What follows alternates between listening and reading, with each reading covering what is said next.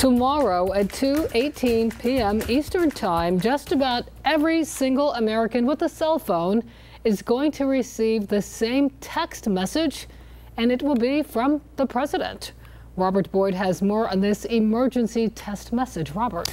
Well, Regina, FEMA has been working on this presidential alert since 2012, and tomorrow is the big test. Cities across the country, including Norfolk, will be watching closely to see how it turns out.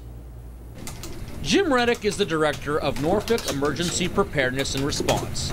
The department periodically sends text messages and phone calls to about 8,000 local subscribers, updating them on various emergencies.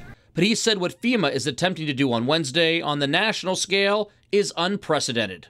The enormity of the test, again, just being able to reach that many people, really identifying the time by which folks can receive those messages. More than 100 carriers, including Verizon, AT&T, Sprint, and T-Mobile, will be participating. I would just say that the biggest challenge would be getting all the carriers to work towards a common system, which that in and of itself I think is a win. The wireless emergency alert system has already been used to alert citizens about extreme weather or missing children, but the new presidential alert is different. The Amber Alert and the weather-specific alerts, they're usually pretty targeted geographically, but the presidential alert can reach a wide range of really throughout the nation, and that hasn't been tested yet.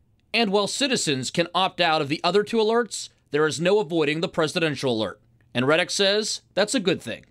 Don't pay attention to the messenger.